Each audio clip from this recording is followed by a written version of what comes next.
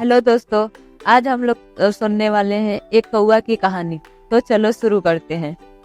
एक बार की बात है, किसी जंगल में एक कौवा रहता था।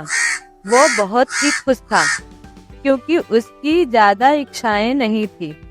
वह अपनी जिंदगी में संतुष्ट था।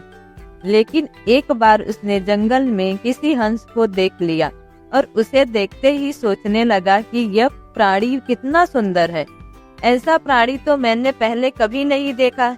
इतना साफ और सफेद, यह तो इस जंगल में औरों से बहुत सफेद और सुंदर है, इसलिए यह तो बहुत खुश रहता होगा।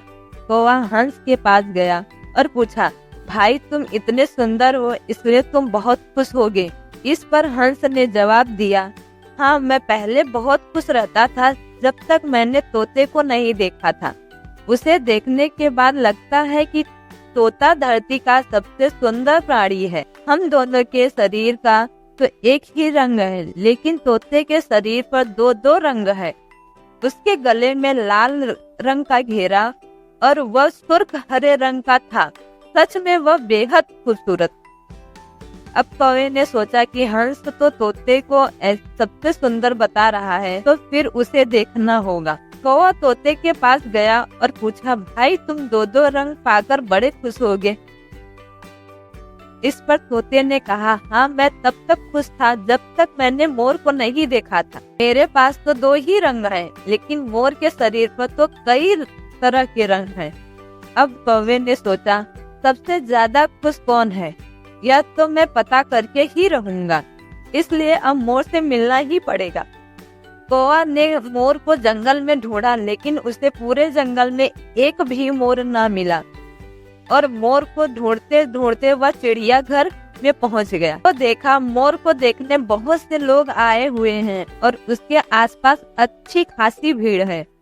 सब लोगों के जाने के बाद कौवे ने मोर से पूछा, भाई तुम दुनिया के सबसे सुंदर जीव हो और रंग बिरंगे हो। तुम्हारे साथ लोग फोटो खिंचवा रहे थे। तुम्हें तो बहुत अच्छा लगता होगा और तुम तो दुनिया के सबसे खुश जीव होगे।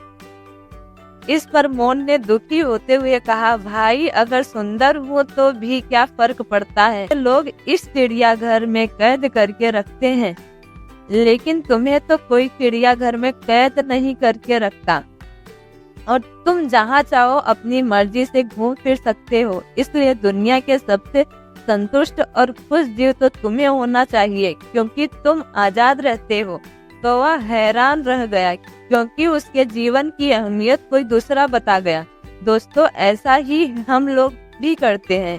हम अपनी खुशियों और गुणों की तुलना दूसरों से करते हैं, ऐसे लोगों से जिनका रहन सहन का माहौल हमसे बिल्कुल अलग होता है।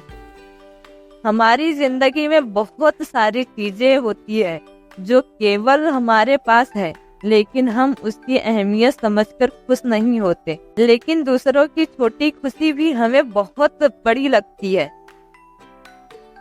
जबकि हम अपनी खुशियों को इग्नोर कर देते हैं।